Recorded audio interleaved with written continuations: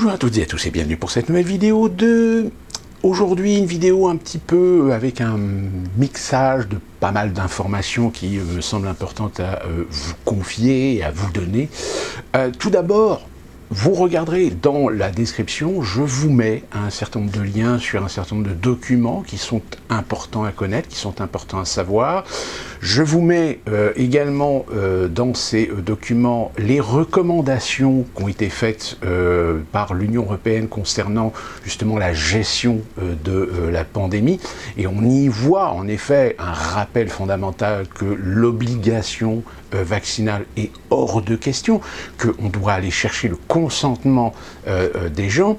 Également, je vous mettrai le lien sur le document du World Economic Forum de Davos dont je vous ai parlé dans la précédente vidéo, qui, lui, en revanche, parle bien d'une stratégie que les États, ou aider les États à adopter une stratégie de communication pour essayer de dissuader les gens de ne pas se faire vacciner, et au contraire de se faire vacciner. On peut appeler ça l'usage de la peur. Le fait est, c'est que, en effet, je constate qu'en France, il y a un réel décalage avec ce que nous vivons ici aux États-Unis. Ici aux États-Unis, on commence à reprendre un petit peu goût à la vie d'avant, la vie normale, même si, encore une fois de plus, il y a un certain nombre de détails qui restent encore actifs.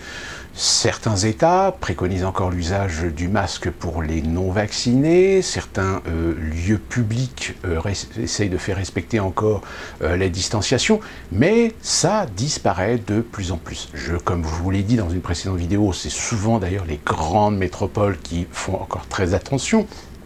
Mais par exemple ici, je peux vous dire que tous les messages, signes, voire même les symboles qu'on avait au sol qui incitaient au respect des distanciations, tout ça a disparu. Les masques ont disparu. Les masques sont encore conservés pour les employés. Hein, après, c'est une décision qui est interne. Ici, en Caroline du Nord, les normes sanitaires ont adopté dans certaines entreprises le fait que les personnes qui ont été vaccinées n'ont plus besoin du masque, parce que par défaut on considère qu'ils sont protégés.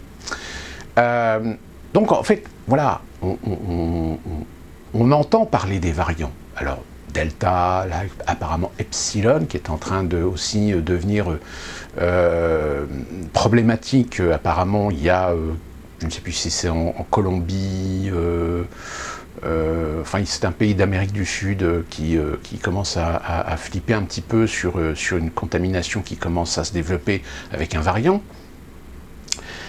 Mais ce que je vois en France est hallucinant. Et quand on entend Véran, il y a un jour ou deux, qui commence à dire attention, là la baisse des contaminations stagne, on est sur peut-être une petite reprise. On le sent venir. On le sent venir qu'ils vont se servir du Delta peut-être, je sais pas, fin juillet ou mi-août, pour peut-être reconsidérer, de remettre des consignes sanitaires, pour essayer tout simplement de faire peur. Et on a déjà sur les réseaux sociaux des témoignages de gens, des non-vaccinés, qui commencent à relater le fait qu'ils subissent pas seulement des pressions sociales, mais aussi des pressions familiales. D'autant plus qu'avec cette affaire d'obligation vaccinale pour les services de santé, et maintenant on le sait, hein, politiquement, quand on dit oui, mais alors vous allez l'étendre à la population. Non, il est hors de question de l'étendre à la population. On a vu ce que ça donnait sur d'autres sujets. C'est un jour c'est oui, le lendemain c'est non, et puis le surlendemain c'est peut-être, et puis finalement c'est oui. On va certainement vers quelque chose qui est assez dangereux. Dangereux pourquoi? Parce que comme dans ma précédente vidéo, je vous ai expliqué, si même le Sénat préconise d'aller encore plus loin que ce que le gouvernement a proposé, j'ai envie de dire, tout ça cache quelque chose. Alors, comme vous le savez, je vous ai donné déjà dans mes précédentes vidéos un certain nombre d'éléments, d'informations, etc., pour essayer de comprendre à qui profite le crime, finalement. Alors, en effet, nous savons que les labos ont fait énormément de lobbying, on le sait, qu'un certain nombre de traitements qui sont aujourd'hui en cours n'auront véritablement qu'un retour d'efficacité que l'année prochaine, voire 2023 pour certains d'entre eux. On a récemment Sanofi qui a annoncé que peut-être ils allaient pouvoir réussir quand même à mettre au point un vaccin d'ici la fin de l'année. Donc vous voyez, c'est une course commerciale. Parce qu'évidemment, le vaccin qui, l'année prochaine ou dans plus d'un an, démontrera par ses statistiques, de par la vaccination de masse qui a eu lieu à l'échelle internationale, réussira à démontrer que ceux qui ont été vaccinés avec son vaccin ont été plus protégés et moins contaminés, voire moins malades, c'est-à-dire contamination symptomatique, que les autres vaccins, là, c'est évidemment, c'est le banco. Donc là, vous avez toujours cette guerre à essayer de vacciner avec tel ou tel produit, etc. Là, on a appris que AstraZeneca était en train de chercher le développement de réadapter son vaccin pour lutter contre les variants, et plus particulièrement le variant Delta. Donc eux, ça y est, ils reviennent dans la course, après les couacs de communication avec l'Union européenne qui ont entaché la réputation, je dirais, et l'image même commerciale de cette marque. Mais quand on voit aujourd'hui sur Internet, c'est une bataille de chiffres. C'est une bataille de chiffres, et d'autant plus que, comme je vous l'ai donné dans une précédente vidéo, les organismes de santé nationaux et internationaux vont commencer à ne plus ventiler leurs données. La ventilation des données, c'est-à-dire faire véritablement au cas par cas, c'est-à-dire donner le nombre de décès, mais le nombre de décès par exemple par Covid, avec Covid, vacciné, non vacciné, quel type de vaccin, etc. Vous avez le fameux site européen des effets secondaires des médicaments, donc qui touche vraiment tout l'ensemble des médicaments. D'ailleurs, site qui est bloqué par Facebook lorsque vous avez le malheur de mettre le lien de ce site, alors que c'est un site officiel, c'est un site officiel de l'Union européenne, donc c'est pas un site de fake news. Non, non, Facebook bloque ce site-là. Il faut faire très attention parce que vous verrez sur Internet beaucoup de gens qui vont vous mettre des synthèses. Alors, des synthèses qui n'existent pas dans le site, mais c'est des gens qui font des montages pour faire ressortir vraiment les chiffres, peut-être à retenir. Alors, d'une manière générale, il y a certains qui sont, en effet, qui sont authentiques, ce sont bien des chiffres qu'on retrouve sur le site. Mais sur le site, en fait, sur les 4 suivis Covid-19, donc Pfizer, Moderna, AstraZeneca et Johnson & Johnson, on a véritablement un suivi statistique, mais très complet.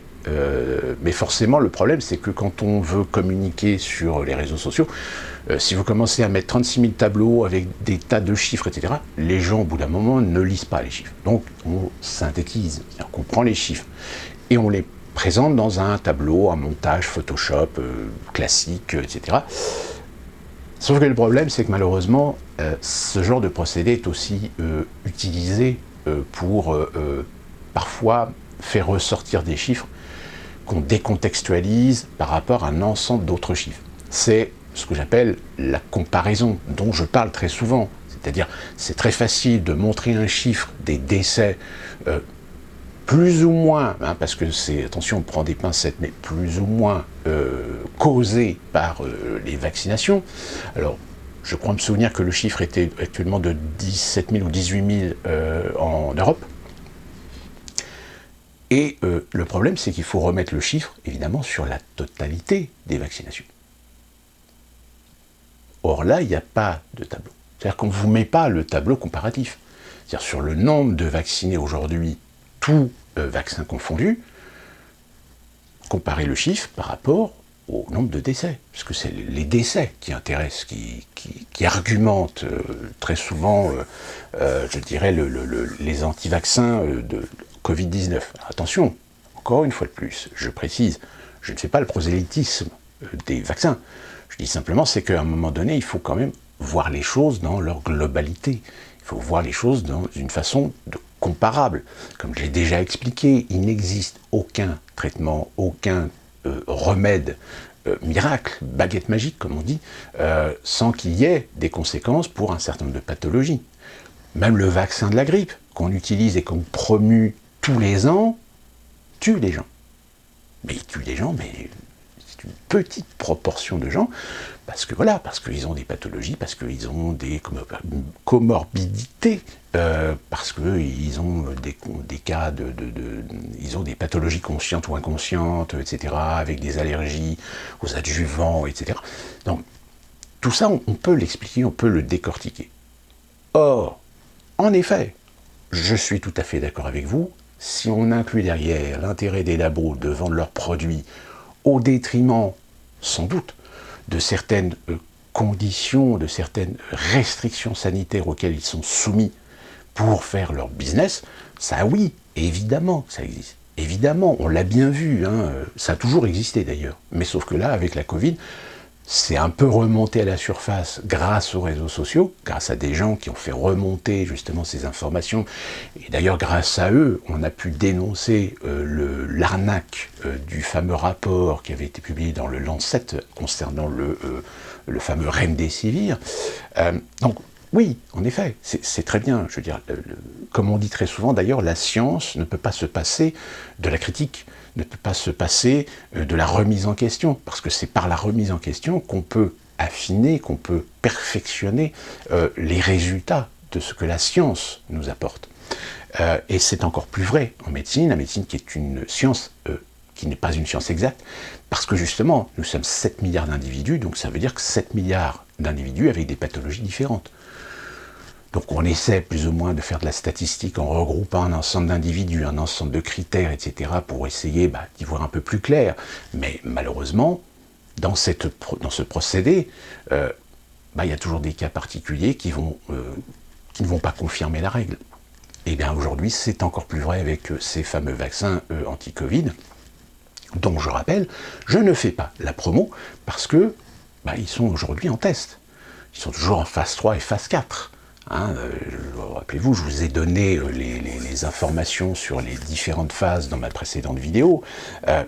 Donc aujourd'hui, ces vaccins n'ont pas reçu d'autorisation définitive, d'autorisation de mise sur le marché, ils n'ont qu'une autorisation temporaire, justifiée par l'urgence de trouver une solution pour protéger les plus faibles. Sauf que, si aujourd'hui beaucoup de médecins, beaucoup de spécialistes s'accordent à dire qu'en effet, le vaccin, si on doit en faire l'usage, autant qu'on fasse l'usage sur les personnes les plus fragiles, mais qu'à la limite aujourd'hui, à plus d'1 an de pandémie, on peut considérer qu'aujourd'hui, les personnes qui sont en meilleure forme, qui sont en plus ou moins bonne santé, eh bien, sont déjà dans les processus, les chaînages de ce qu'on appelle l'immunité collective. Or, quand vous avez aujourd'hui des gens qui militent pour absolument vacciner tout le monde, même les enfants, tout médecin qui se respecte, professionnel de terrain, vous dira, ça n'a aucun intérêt. C'est exactement le même problème avec tous ces autres vaccins. Alors, on les fait parce qu'il faut à un moment donné prendre une décision de protéger les individus contre des virus, contre des maladies, avec toujours cette portion, en effet, de risque que des gens aient des complications et des effets secondaires, voire peut-être décèdent de ces vaccins. Mais pour une personne qui va décéder à cause de ces vaccins, on va en sauver peut-être des centaines de milliers, voire des millions, pour un. Donc, si vous voulez, c'est ce fameux bénéfice-risque. Ce fameux bénéfice-risque que, malheureusement, sur les réseaux sociaux, certains n'arrivent pas à comprendre.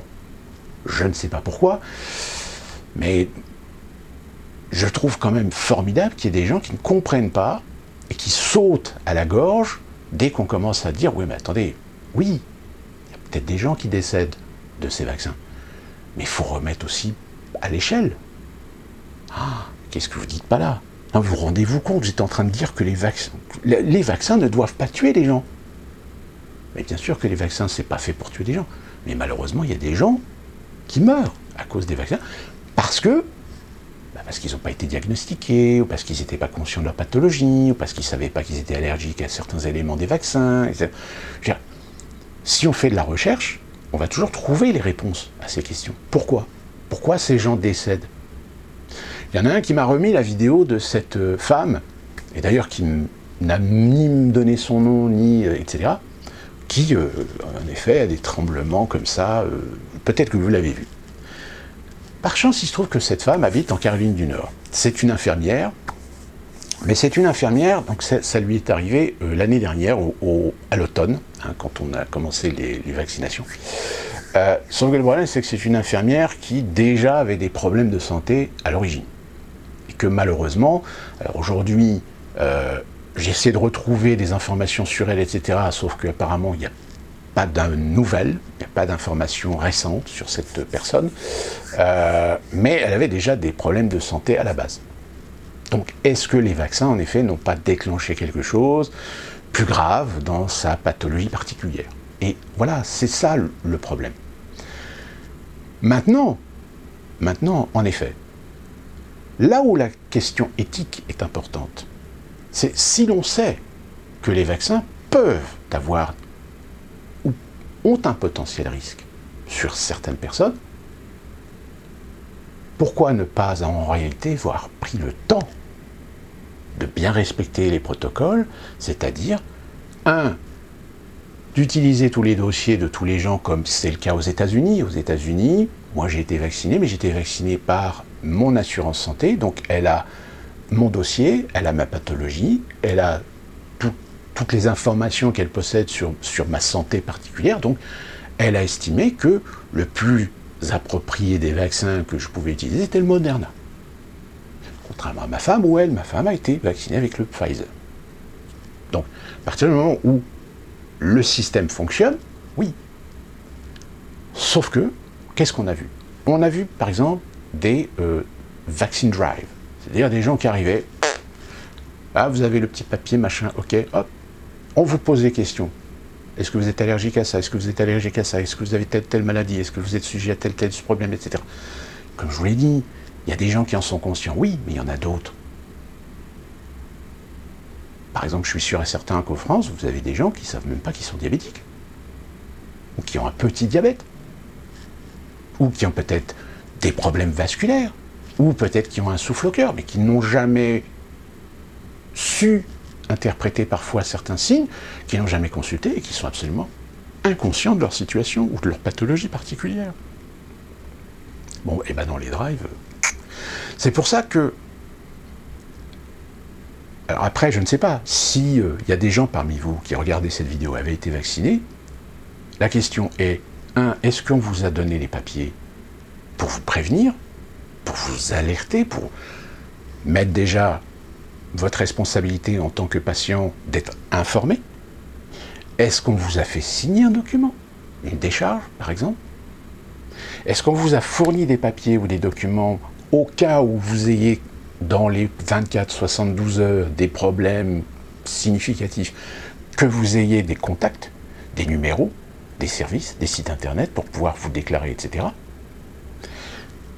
Et qu'une fois que vous avez été vacciné, est-ce qu'on a attendu les minimum 15 minutes selon vos pathologies ? Puisque je rappelle, l'OMS a bien spécifié que toute personne vaccinée, suivant la pathologie particulière qu'elle peut être, suivant les critères qui ont été établis pour les personnes vaccinables, vous devez attendre 15 à 30 minutes sur un lieu avec, je dis bien avec, un médecin de permanence. Au cas où il y ait un problème, un cas où il y ait une mauvaise réaction, qu'un médecin soit sur place. Est-ce que ça a été fait ? Aux États-Unis, de ce que j'ai vu, oui. Les drives qui ont été utilisés, vous aviez des services de santé, vous aviez des cartes qui étaient utilisées pour permettre à identifier les pathologies des gens pour ne pas faire n'importe quoi. Et il y avait en permanence une ambulance et un médecin médecins généralistes, ou médecins urgentistes, comme on les appelle, qui étaient présents. Est-ce que ça a été le cas en France? Dites-le moi, dans vos commentaires, si vous l'avez vu. Moi, de ce que j'ai vu, pas sûr. Maintenant, l'avenir, c'est quoi? Parce que là, la question, elle est posée. Là, nous avons le Festival de Cannes qui s'est ouvert. Paillettes, strass, stars, etc. Sauf qu'on sent quand même que si on essaye de donner l'illusion que, en effet, on repart dans la normalité, ça reste quand même un peu bizarre. Je veux dire, les comportements sont bizarres, les attitudes ne sont pas normales. Je veux dire, même la cérémonie d'ouverture, c'est toujours un petit peu guindé, mais alors quelle tristesse! Nous avons en France la saison estivale qui est la saison la plus propice à un bon nombre de festivals à travers la France. Bon. Eh bien certains, aujourd'hui, se demandent si ils ne vont pas faire faillite à la fin de l'été. Parce que vous avez par exemple les Grandes Charrues, apparemment il y a beaucoup de problèmes, et d'autres festivals qui actuellement ne savent pas trop comment ils vont faire au niveau des comptes, parce que les réservations, ça ne se bouscule pas, et que certains vont commencer à essayer de passer sous les radars des normes sanitaires, c'est-à-dire par exemple faire des festivals avec moins de 900 personnes, moins de 1000 personnes en gros, puisque je rappelle, les mesures sanitaires obligatoires sont à partir de 1000 personnes. Sauf que derrière, il y a tous les aspects économiques. Alors déjà que depuis quelques années, les festivals et même la période estivale, au niveau des restaurateurs, au niveau des hôteliers, etc., ça pleure un petit peu. Il y a des bonnes poussées, il y a des bonnes fréquentations sur certaines périodes, mais d'une manière générale, depuis quelques années, ils ont du mal à acquérir leurs chiffres ou leurs objectifs. Eh bien, c'est pareil pour les festivals. Les festivals drainent des activités économiques. Tous les commerces locaux vous le diront, faire des festivals dans une ville ou faire des événementiels sur une semaine, ça attire du monde. Donc voilà, il y a du bénéfice à se faire. Sauf si vous avez des restrictions sanitaires. Des restrictions sanitaires qui poussent au bout d'un moment les gens à se dire j'ai pas envie de m'emmerder à porter le masque toute la journée, à devoir respecter des distances sanitaires, que si on a envie de bouffer un petit truc, etc., j'ai pas envie d'attendre 2h30 parce qu'il n'y a pas assez de place pour... Voilà. Récemment, aujourd'hui, on a appris que la foire de Tours, la ville de Tours, a décidé de jeter le pass Covid à la poubelle. Parce que les exposants ont dit attendez, non, c'est pas possible. On va pas filtrer les gens. Déjà, ça va être indémerdable. Et en plus de ça, si au bout d'un moment, on a des locaux fermés, qu'il y a trop de monde, ou qu'on est dans la jauge maximale, et qu'on est obligé de faire attendre tous les gens à l'extérieur pendant 20 minutes, une demi-heure, 1 heure, etc., mais les gens vont se barrer. C'est-à-dire, au bout d'1 ou 2 jours, je veux dire, le bouche à oreille va dire allez pas à la foire, ça sert à rien, on attend 2 heures, on peut pas rentrer. Donc voilà toutes les conséquences que ça va avoir. Alors si en plus derrière vous avez un gouvernement qui commence à cultiver la peur avec les variants, dans l'idée peut-être d'essayer peut-être mois de septembre, mi-août, de remettre des mesures sanitaires parce qu'il y a le variant qui débarque, moi, je vais vous dire, ici aux États-Unis, les variants, tout le monde s'en fout. Hein. Je peux vous dire qu'ici aux États-Unis, il y a beaucoup de gens aujourd'hui, le masque, il est tombé, les mesures sanitaires, même quand il y en a encore dans certains lieux, dans les restaurants, etc., quasiment personne ne les respecte. Et est-ce qu'on voit une reprise de la contamination? Non. En sachant que reprise de la contamination, ça veut dire quand les gens vont se faire tester. Voilà, aujourd'hui, moi par exemple, je suis peut-être vacciné, je suis peut-être porteur du Covid, ou j'ai peut-être chopé le Covid, j'ai pas de symptômes, mais je peux être contaminant. Et pourtant aujourd'hui, moi j'ai la possibilité de travailler sans masque. Travaillant sans masque, je peux être contaminant de ceux qui ne sont pas vaccinés. Puisque j'ai des collègues qui ne sont pas vaccinés. Donc vous voyez, on est dans un délire où aujourd'hui, je pense que beaucoup de médecins sont en train de dire vacciner doit rester un choix arbitraire du patient, avec, en effet, l'idée de dire attendez, il faut vous faire vacciner, etc.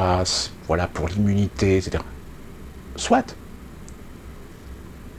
Mais alors ça veut dire quoi? Ça veut dire que si on fait des campagnes, ou même qu'on va légiférer pour obliger des gens à se faire vacciner, ça veut dire quoi? Un, qu'on considère que le peuple est idiot, est irresponsable, immature, débile. Et comme je vous l'ai dit dans ma précédente vidéo, si aujourd'hui on fait de l'obligation vaccinale, mais demain ça va être quoi? On va vous obliger à voter pour des gens que vous ne voulez pas. Que si vous ne votez pas, si vous ne faites pas votre mouvement ou votre geste démocratique, on va vous punir. Parce que bon, les non-vaccinés aujourd'hui, s'ils n'arrivent pas à légiférer, qu'est-ce qu'on va faire? On va les punir. On entend déjà des menaces dans les services de santé de gens que s'ils ne sont pas vaccinés, ils se feront virer. Ou on fera en sorte qu'ils dégagent. Qu'est-ce que vous croyez qu'il va se passer dans les entreprises au bout d'un moment? Surtout en plus dans les entreprises où vous avez du renouvellement rapide, c'est-à-dire c'est des gens sur des emplois à temps partiel qui restent peut-être 3 mois, 6 mois, 1 an grand maximum. Donc il va y avoir un renouvellement. Sauf que ce renouvellement, au bout d'un moment, il va se passer que lorsqu'on va faire l'entretien d'embauche, excusez-moi, je vous pose juste la question, êtes-vous vacciné? Et déjà rien que la question, normalement, elle ne devrait pas être légale. Mais pourtant, les acteurs économiques vont le faire. Ils le feront. Je rappelle, le secret médical. Vous êtes parfaitement en droit de dire que vous n'avez pas à dire si vous êtes vacciné ou pas vacciné. Et pourtant, on va le faire. C'est-à-dire, si le gouvernement ne légifère pas, ou n'arrive pas à légiférer, ne vous inquiétez pas, ils vont se servir des acteurs économiques pour faire pression. C'est déjà le cas. On entend déjà ce genre d'arguments. Je vous ai dit au début de la vidéo, on a déjà des témoignages sur les réseaux sociaux de gens qui racontent, ils disent, moi, j'en ai marre, ma famille me fait chier, elle va vouloir absolument que je me vaccine, mon employeur dit oui, ce serait bien que vous fassiez vacciner, vous comprenez, machin, etc. Enfin, et même dans la vie de tous les jours, dans la vie quotidienne, si demain, et ça, je pense que l'État français va y venir, c'est les gens qui ne sont pas vaccinés, pour vous protéger. Si oui, en effet, vous avez le droit de ne pas vous vacciner, mais on va vous légiférer pour que vous vous protégiez. Donc, on va masque permanent. Pas le droit d'aller dans certains endroits où les clusters pourraient éventuellement être créés à cause de vous. Ou même vous dire, étant donné qu'aujourd'hui, il y a 50-60% des Français qui sont vaccinés, mais même vaccinés, ils sont porteurs du virus, eh bien, on va vous protéger en vous obligeant à porter le masque, en vous obligeant à la distanciation, voire même vous obligeant à ne pas pouvoir accéder à certains endroits où on ne peut pas vous protéger. Ne vous inquiétez pas, ils trouveront des méthodes. Alors aujourd'hui, il y a beaucoup de gens qui luttent sur Internet, évidemment. Il y a beaucoup de gens qui militent contre l'obligation vaccinale, contre cette frénésie, contre cette hystérie aujourd'hui qu'a amené finalement la Covid-19. Le problème, c'est qu'évidemment, c'est difficile de faire le tri. Difficile de faire le tri entre ceux qui affabulent, ceux qui deviennent hystériques, ceux qui ont encore un tant soit peu de raison gardée et d'objectivité par rapport à la chose, qui ont leurs opinions, qui vous expliquent leurs opinions, et qui ne cherchent pas à vous convaincre qu'ils ont raison, mais qui vous expliquent que vous avez le droit de choix. Mais que si demain la pandémie est l'argument pour dire non, on doit obliger les gens parce que c'est une question sanitaire mondiale. Mais comment vous allez faire pour vacciner 7 milliards d'individus? Parce que déjà aujourd'hui, il y a déjà des individus, peut-être pas vaccinés, mais avec un PCR négatif. Je rappelle l'efficacité des PCR, des tests PCR. C'est-à-dire que vous êtes à l'aéroport, vous faites tester PCR négatif, 5 minutes après vous partez, vous allez aux toilettes, il y a une personne qui est allée avant vous, vous allez toucher la poignée de porte, hop, et vous faites ça, et puis ça y est, vous avez chopé le Covid. Et au moment où vous montez dans l'avion, vous avez le Covid avec vous. Et vu que l'incubation est de 7 à 12 jours, je crois, quand vous arrivez à l'aéroport là-bas, pouvoir faire un test PCR, des chances qu'il soit négatif aussi, alors que pourtant vous êtes contaminé. Contaminé et contaminant. Donc vous voyez le ridicule du truc. La stupidité. C'est-à-dire qu'on met en place des infrastructures, en réalité, on met en place des règles, des normes sanitaires, etc., pour se protéger pénalement. Mais en réalité, l'efficacité, c'est comme les masques, c'est pareil, on dit que l'efficacité des masques n'est pas prouvée. Il est prouvé d'une façon générale pour protéger les autres quand vous êtes symptomatique de quelque chose. Mais lorsque vous avez un virus comme le Covid qui circule, etc., vous n'allez pas contrôler tous les gens pour savoir s'ils respectent les gestes barrières, par exemple. Combien de gens vont aller avec un masque dans un McDonald's, ou dans un Quick, ou dans un Burger King, ou dans je ne sais quel autre fast-food où vous n'avez pas de couvert, vous mangez avec vos doigts? Regardez bien le nombre de gens qui, en réalité, ne vont jamais aux toilettes pour se laver les mains.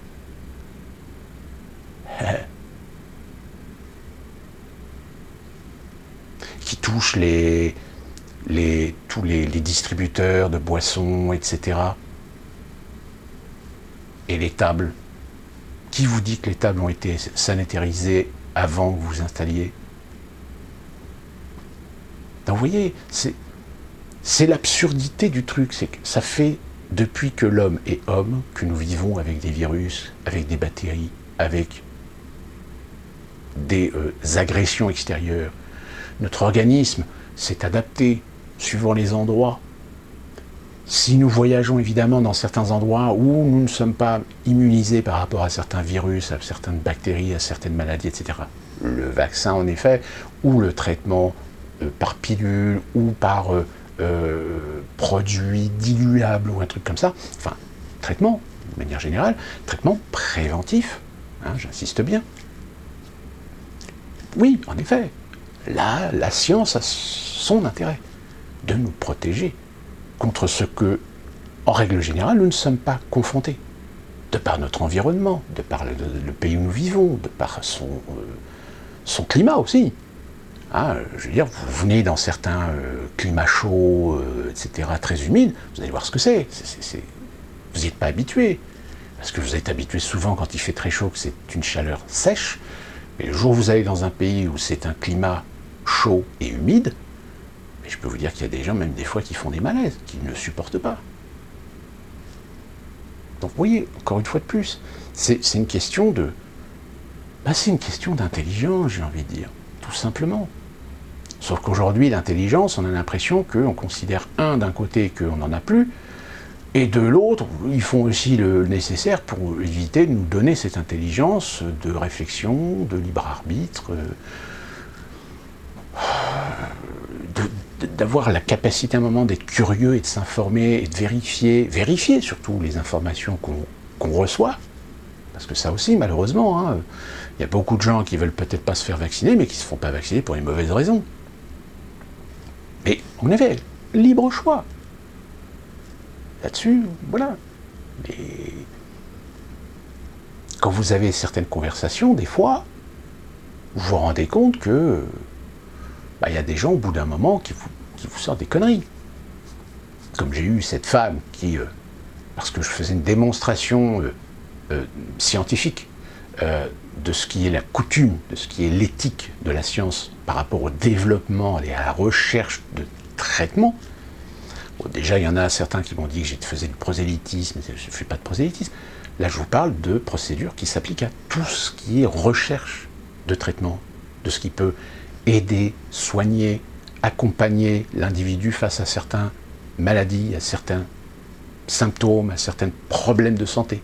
Je ne parle pas que des vaccins là du Covid, je parle d'une manière générale, les protocoles qui sont appliqués, etc. Et vous avez toujours ces gens qui ont toujours besoin de contredire ce que vous dites, mais en vous sortant un truc complètement débile. Et il y en a une qui m'a sorti, le vaccin n'est pas un traitement. Alors, je suis gentil, je veux accepter l'idée que, en effet, peut-être je me suis trompé sur la définition, etc. Donc je lui pose la question, c'est quoi un traitement, alors, selon vous? Définissez-moi le traitement.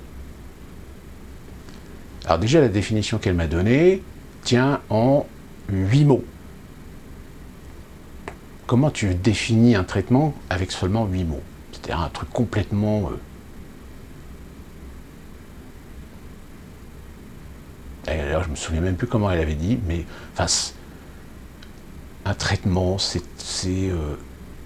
je ne sais plus exactement comment elle a tourné ça, mais c'était du genre que le traitement, c'était un produit pour soigner des maladies. Oui, c'est ça, pour soigner des maladies. J'ai dit, alors, donc le vaccin n'est pas un traitement. Mais bon, je veux être gentil, je ne veux pas être agressé, et je pose la question, définissez-moi le traitement préventif. Bon, évidemment, j'ai jamais eu de réponse. Comme ce monsieur qui dit, un vaccin n'est pas fait pour tuer. Bon, pareil, j'ai été gentil, j'ai pas été agressif, je lui ai pas dit que sa réflexion était idiote. Je lui ai juste expliqué. Mais il n'y a aucun traitement au monde qui ne tue pas. Tout traitement tue. Même si sur 7 milliards, il y a une personne qui meurt à cause d'un traitement, le traitement tue. C'est pour ça que j'avais essayé de relativiser en disant attention, remettons les choses dans leur contexte, remettons les choses dans leur proportion.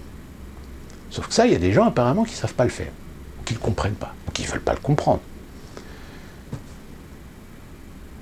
Enfin, voilà, je veux dire, je ne suis pas contre le fait de remettre en question. Je ne suis pas contre le fait de critiquer. Mais critiquer de façon constructive, de façon cohérente, de façon intelligente, savoir admettre un certain nombre d'aspects, savoir remettre les choses dans leur contexte, et pas décontextualiser les choses parce que tu as décidé d'essayer de prouver aux gens qui te lisent que les vaccins tuent. Non, les vaccins ne tuent pas. Les vaccins ont des conséquences, ce qu'on appelle des effets secondaires, sur des gens où, en effet, le vaccin va pas protéger, mais va, en effet, augmenter un risque de problèmes de santé, voire le décès. La raison pour laquelle on a voulu vacciner les personnes les plus faibles et les personnes âgées, là, en effet, par contre, on va dire, avec les tests laboratoires, les fameux tests randomisés, comme ils disent, ont été majoritairement faits par les labos eux-mêmes. Comme je l'ai déjà dit dans ma précédente vidéo, et je le répète, on a voulu essayer de confirmer, d'aider les labos à confirmer leurs résultats en faisant des tests randomisés, le fameux Discovery, le fameux Recovery, etc. Sauf que, on s'est rendu compte très rapidement que ces tests étaient déjà vérolés à la base par du lobbying. Donc, aujourd'hui, on ne peut faire que confiance aux tests des laboratoires. Sauf que quand on regarde les tests laboratoires, souvenez-vous l'année dernière, on s'est rendu compte qu'ils ont pris un échantillon de gens, mais ils ont écarté d'autres symptômes. C'est-à-dire des gens qui avaient certains problèmes de santé ont été écartés des tests. Parce que déjà à la base, ils ont dit on ne prend pas le risque d'intégrer des gens avec des comorbidités, avec des pathologies graves dans nos tests. Mais en revanche, derrière, qu'est-ce qu'on a fait? On vaccine. Donc c'est-à-dire que vous avez même vacciné des gens sur lesquels vous n'avez jamais testé votre vaccin. Il est là le problème. Elle est là la question. Mais comme encore une fois de plus, je vous le dis, essayez de focaliser l'attention des gens sur un problème qui peut en être un, mais qui n'en est pas un dans l'absolu, pour écarter le regard des gens, par rapport à un autre problème. Le problème, c'est que les services de santé internationaux et nationaux ont accepté la responsabilité de mettre en œuvre une campagne vaccinale avec des produits dont on n'avait pas tout le panel, tous les résultats, toutes les données que des protocoles établis par le passé se devaient de nous donner. Il est là le problème. Sauf que, évidemment, peut-être dans 1 an, dans 2 ans, dans 3 ans, peut-être en 2025-2026, quand des procès vont commencer à être intentés par des associations, par des regroupements de gens ayant subi des effets secondaires permanents à cause des vaccins, qu'est-ce que vous croyez qu'il va se passer? Il va se passer que ça va être des procès qui vont durer 20, 30, 40 ans. En 40 ans, il y a déjà les 2/3 des gens qui vont mourir. Parce qu'ils vont avoir des complications, parce qu'il va y avoir d'autres problèmes, parce qu'il va peut-être y avoir d'autres épidémies, etc. Enfin, là, vous avez par exemple une promo sur une procédure auprès du tribunal pénal international pour crimes contre l'humanité, contre l'État français. Quand on connaît la valeur du tribunal pénal international, j'ai envie de dire, c'est pas une petite association, même si elle regroupe 1 million, 2 millions de personnes, qui aura suffisamment de poids pour lancer une procédure, possiblement, et encore, même si une procédure, même si la plainte est validée, parce qu'il faut valider la plainte. Je rappelle qu'il y a pas mal de plaintes qui ont été déposées à ce fameux tribunal international qui ont été rejetées, alors qu'elles avaient quand même une certaine légitimité. Eh bien, j'ai envie de dire, encore une fois de plus, là on est en face d'une situation où,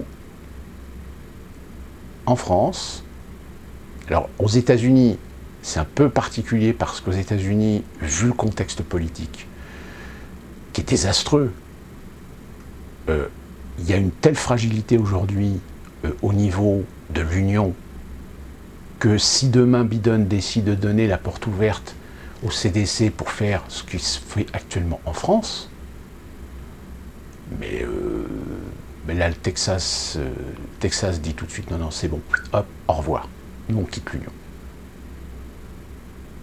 Et effet boule de neige. Comme je vous l'avais expliqué, hein, si le Texas quitte l'Union, il ne quittera pas l'Union tout seul. Il y a d'autres États qui vont le suivre. Donc, certains vous diront que c'est un peu un fantasme. Ce n'est pas un fantasme, c'est un risque. Possible. Pour l'instant, il n'y a pas de signe clair et avant-coureur que c'est une intention d'y aller, mais néanmoins, il y a des signes qui pourraient éventuellement aider la décision d'y aller. Donc, vous voyez, là, on est déjà... Il marche sur des œufs, Biden, là-dessus. Alors qu'en France, avec cette putain, excusez-moi l'expression vulgaire, d'Union européenne,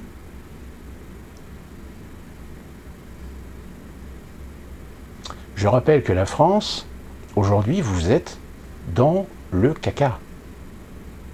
Je vous rappelle que la France, aujourd'hui, à l'échelle de l'Union européenne, parmi les 27 pays membres, c'est actuellement l'Italie qui était le pays qui avait une dette qui était plus élevée que son PIB. Sauf qu'aujourd'hui, la France vient de passer devant l'Italie.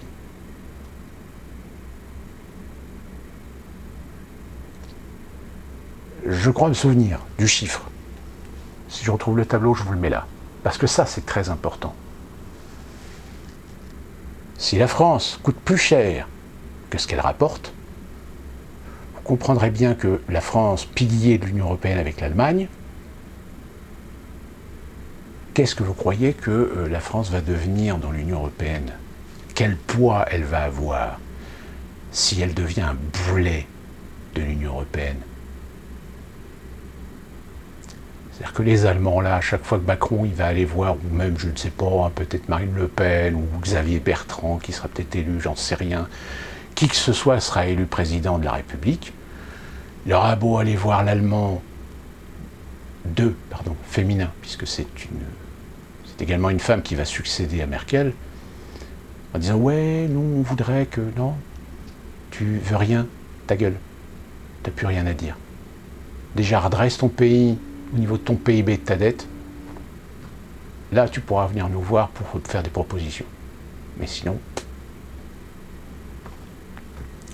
Je rappelle que là, actuellement, Macron est sur le point de militer pour taper dans la caisse des réserves d'or nationales de la France pour un soi-disant plan de solidarité, d'aide à l'Afrique. Rappelez-vous de ce que je vous ai dit dans cette vidéo précédente. Rappelez-vous, Sarkozy ne vous a pas demandé votre avis s'il pouvait vendre 600 tonnes d'or pour sauver les banques. Ces mêmes banques aujourd'hui qui vous matraquent à coups de frais. À outil de comparaison, je vous rappelle que 2008, la crise qui a enfoncé le clou dans un grand nombre d'entreprises américaines, quand l'État fédéral a sorti le porte-monnaie, les entreprises avaient une clause qui stipulait que sur l'ensemble des fonds qu'ils allaient bénéficier de l'État fédéral, ils allaient devoir rembourser l'intégralité. Sans taux d'intérêt, évidemment, mais ils devaient rembourser l'intégralité des aides qu'on leur a données. Ce qui a été le cas. Ils ont rendu l'argent jusqu'au cents près. Est-ce que les banques françaises et les assurances françaises ont fait la même chose? Est-ce qu'elles ont remboursé l'argent qu'on leur a donné pour les sauver dans la merde dans laquelle elles étaient? Non. Non seulement on leur a donné du fric qui est, je rappelle, de l'argent que vous payez avec vos impôts, puisque en France vous êtes quand même à un niveau, je ne sais plus, de... je ne sais plus combien c'est... Alors aux États-Unis, je crois que c'est 37 000 $ par tête. Et en France, je crois que vous êtes à peu près à peut-être 17 ou 18 000 € par tête. C'est-à-dire sur les 68 millions d'habitants, on fait une répartition de la répartition de la dette. Bon, évidemment, chacun ne va pas payer 18 000 €, puisque après c'est calculé par rapport à vos impôts, vos revenus, vos taxes, etc. Donc voilà, c'est toute la complexité. Mais quand vous avez un PIB qui dépasse les 100%, c'est évident que quand vous appelez la France et vous dites « Ah, on voudrait un emprunt, etc. » Ah ouais, mais attendez, là, votre dette, elle dépasse votre PIB, quand même. Je tiens à rappeler. C'est comme votre banquier. Si vous êtes créditeur, si vous avez un taux d'endettement de 20 ou 30%, vous voulez un crédit, il y a des chances que vous puissiez l'avoir, puisque vous êtes toujours solvable. Vos frais, vos dépenses ne surpassent pas votre taux d'endettement, si bien qu'on pourra vous accorder le crédit. Mais si vous êtes déjà à 60 ou 70% de taux d'endettement tout cumulé, votre banque, ils vont dire « non, désolé, on ne va pas vous faire de crédit, puisque vous êtes déjà quand même surendetté ». Mais on constate quoi? Que le principe ne s'applique pas aux États. Au contraire. Plus ça va, plus ça s'endette. Plus ça s'endette au-delà de votre PIB. Je rappelle, si vous êtes des billes en comptabilité, vous avez le passif, vous avez l'actif. Les deux doivent s'équilibrer. C'est mieux d'avoir un passif plus élevé que votre actif. Ça veut dire que vous avez des excédents. Mais en revanche, si votre passif est plus haut que votre actif, là, il y a un problème. C'est-à-dire qu'en fait, vous dépensez plus que ce que vous gagnez. Donc on essaie de compenser avec ce qu'on appelle la trésorerie, c'est-à-dire que pour rééquilibrer les comptes, on tape dans la trésorerie, mais si votre trésorerie elle est à zéro, vous allez faire un emprunt à une banque pour remplir votre trésorerie et puis rééquilibrer. Sauf que la dette que vous avez, elle va rentrer dans l'actif. Vous voyez, c'est un principe comptable de base, on va dire. Donc, j'ai envie de dire, avec en plus un gouvernement de nuls, un président qui se prend pour un empereur, qui pète plus haut que son cul, à tel point que ceux qui l'ont mis en place lui rappellent de temps en temps qu'il a un boulot à faire et qu'il faut qu'il arrête de croire qu'il va reprendre le leadership européen. Quand vous voyez de plus en plus la Constitution qui se modifie, les institutions qui se vendent, voire même votre Parlement qui vous trahit, eh ben, je vous autorise très sincèrement à cracher sur le prochain qui vous parlera de démocratie. Parce qu'il n'y en a pas de démocratie. Il n'y en a plus. Oui, elle existe, mais sur le papier, en virtuel, en décor, en apparence. Mais quand vous, peuple souverain, vous n'avez plus aucun contrôle, vous n'avez plus votre mot à dire sur ce qui se passe en coulisses, ben, c'est pas une démocratie, c'est une plutocratie. C'est-à-dire que c'est une dictature qui a l'allure d'une démocratie, mais à qui on donne de plus en plus le pouvoir, voire même à des gens non élus. Les banques, la finance, les lobbying des empires industriels, de l'Union européenne, la Commission européenne. Et du coup, bah, vous votez pour des guignols, des pantins. Mais la démocratie fonctionne, puisque vous avez le droit de vote. Vous élisez votre président, vous élisez votre député, vous élisez votre maire, votre président de région, votre président de département. Vous voyez, la démocratie, elle fonctionne. Mais oui, mais vous élisez des gens qu'en réalité, vous ne voulez pas.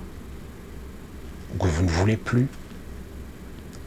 Parce qu'on a coupé court à toute alternative. Qu'on vous fait croire à des alternatives ou des oppositions, parce que bah, il faut bien donner l'illusion du débat politique, du débat démocratique. Mais en réalité, ces oppositions, elles sont tout aussi vendues au système. Donc c'est pour cette raison que je pense qu'il est intéressant d'observer les comportements de ces gens, aussi bien de droite comme de gauche, d'extrême droite comme d'extrême gauche, comme centristes, et voir un petit peu leur attitude sur certains sujets sur lesquels ils avaient plus ou moins des positionnements par le passé, mais qui aujourd'hui sont en train de démontrer qu'ils sont en train de retourner leur veste. Vous avez aujourd'hui Xavier Bertrand qui vient de confirmer qu'il était candidat au présidentiel, mais sans se soumettre à des primaires de droite. Déjà le mec, en fait, il a décidé d'y aller tout seul. Espérant que M. Bertrand aura les moyens et son parti politique qu'il devra peut-être créer pour y aller tout seul. Vous avez Marine Le Pen, qui va évidemment se présenter. On fait croire que Macron hésite, etc. Mais il y a des chances qu'il sollicite l'électorat français pour un second mandat. Nous aurons certainement M. Mélenchon. À la gauche, il semblerait que ça va être encore une petite guéguerre pour savoir qui veut être calife à la place du calife. Alors il y en a qui voient Hidalgo, mais on sent bien que vous avez des gens comme Ségolène Royal, des gens comme je ne sais plus qui d'autre à gauche. Enfin bref, de toute façon, à la gauche, ils vont se pouiller la gueule entre eux pour avoir le poste. On peut s'attendre même à ce qu'il y ait des dissidences, c'est-à-dire des listes indépendantes de gauche qui vont se créer. Nous avons M. Jacot.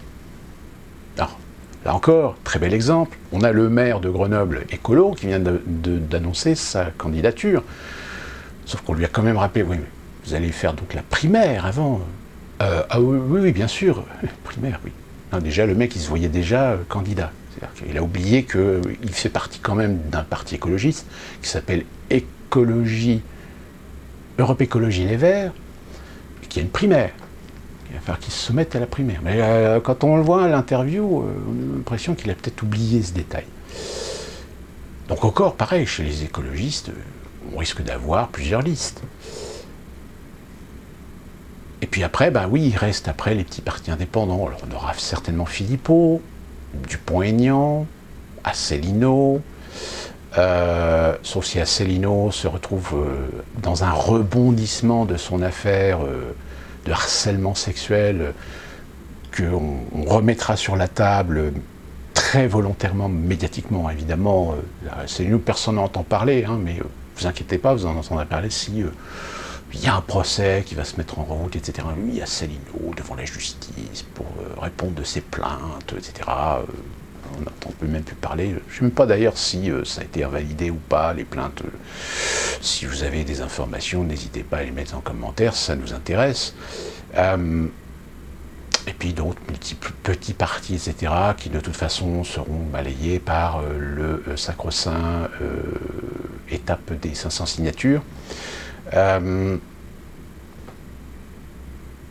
Mais j'ai envie de dire, alors en effet, processus démocratique, votre libre arbitre, votre libre choix de voter pour qui vous voulez. Mais franchement, posez-vous la question, est-ce que vous allez voter en votre âme et conscience pour un choix politique, ou est-ce que vous allez voter en votre âme et conscience, tout justement parce qu'il faut voter, mais en réalité vous allez voter pour des gens que vous ne voulez pas? Eh bien, force est de constater qu'on s'oriente de plus en plus vers le deuxième choix, c'est-à-dire qu'on va vous obliger à voter pour des gens que vous ne voulez pas. D'où cette mascarade, encore une fois, de lutter contre les haines, de faire barrage à l'extrême droite, etc. Alors qu'il y a des gens les gens qui disent ça, je dis, mais vous n'avez pas l'impression que vous battez contre des moulins à vent? Vous n'avez pas l'impression d'être des Don Quichotte, c'est-à-dire des idiots utiles qui continuent à nous vendre une illusion, alors que vous avez la preuve depuis 2017 du fameux débat d'entre-deux tours que Marine Le Pen ne veut pas être présidente, qu'elle ne veut pas le pouvoir, qu'elle est juste un ersatz d'opposition.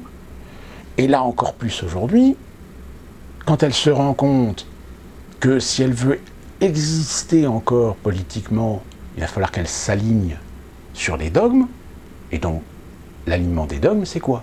C'est l'Union européenne, c'est l'euro. Donc voilà. Donc tout ça pour revenir au début de cette vidéo sur le risque patent de voir aujourd'hui en France un retour de restrictions sanitaires, ce qui évidemment économiquement va être un désastre absolu.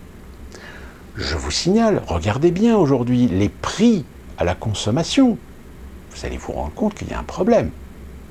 Surtout, dans la question de parler de pénurie, d'inflation.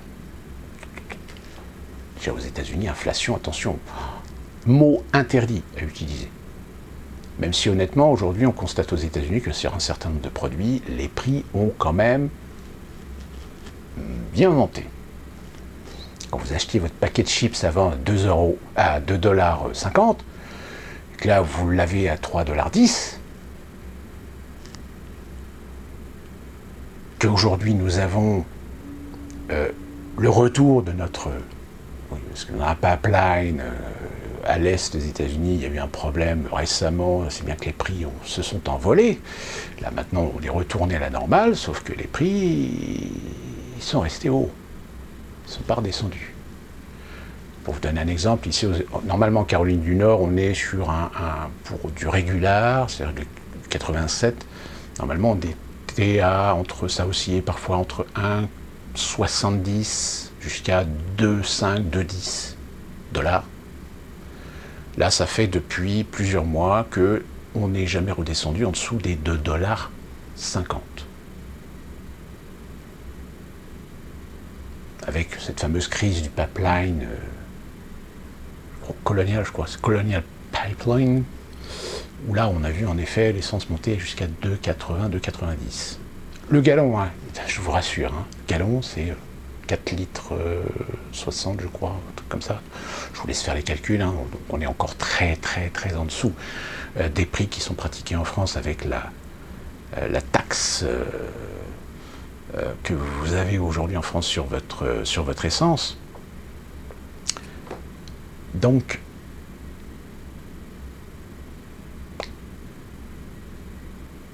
je vous mettrai en lien aussi l'adresse du fameux site de Pierre Jovanovic, pour ceux qui ne connaissent pas, et qui nous donne parfois des informations très intéressantes. C'est vraiment quelqu'un qui fouille un petit peu des données, qui fouille un petit peu de l'actualité, qui fait de la revue de presse.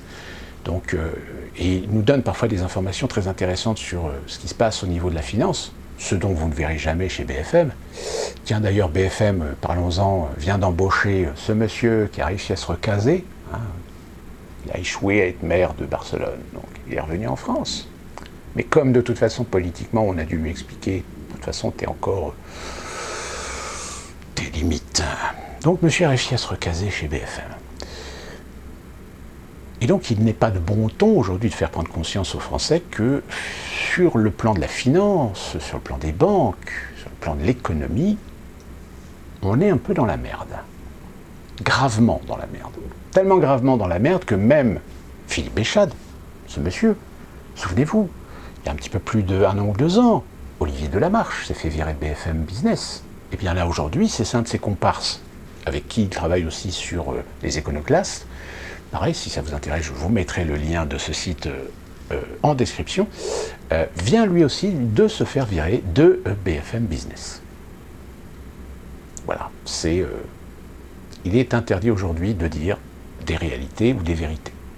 Il est absolument interdit aujourd'hui que le plus grand nombre soit informé de réalité ou de vérité. Et ça, vous le constatez avec les Covid, vous le constatez avec les vaccins. Cet absolutisme qu'il y a de plus en plus dans les médias à vous dire qu'il ne faut absolument pas remettre en question l'intérêt des vaccins, que les vaccins permettent d'éradiquer des maladies. Je dis bien d'éradiquer des maladies. Le premier qui me dit que non, ça n'éradique pas des maladies, je le tue. On l'enferme. On l'envoie à la Bastille. Ah ben non, elle n'existe plus. Ou ailleurs. Je dirais que profitons bien de cet été pour essayer de respirer un peu, d'essayer de changer un petit peu d'air, de nous éloigner un petit peu de ces turpitudes, etc. Parce que je pense que la rentrée est là cette fois-ci, parce que c'est quelque chose qu'on dit souvent chaque année, la rentrée va être terrible. Là, je pense qu'on a quand même pas mal de signes, pas mal d'indices qui tentent à démontrer qu'en effet, la rentrée va être terrible. Je terminerai cette vidéo avec cette information qui n'est pas négligeable. On vient d'apprendre que Jovenel Moïse, président de Haïti, vient d'être assassiné avec sa femme. Sa femme était blessée gravement, malheureusement elle est décédée à l'hôpital. Que vous avez déjà l'autre pays qui fait partie de l'île, hein. Vous avez Haïti à l'ouest et la République dominicaine qui est à l'est, qui a fermé ses frontières et renforcé sa position militaire à la frontière avec Haïti. Et les États-Unis viennent de demander, alors je crois que le Canada, non, le Mexique, pardon, c'est le Mexique et les États-Unis ont demandé une réunion d'urgence du Conseil de sécurité. Donc, c'est que là, il y a quelque chose qui est pas bon du tout. Sur ce, mauvaise nouvelle. On se retrouve très prochainement pour une nouvelle vidéo. Et d'ici là, que puis-je vous dire? Faites-vous vacciner.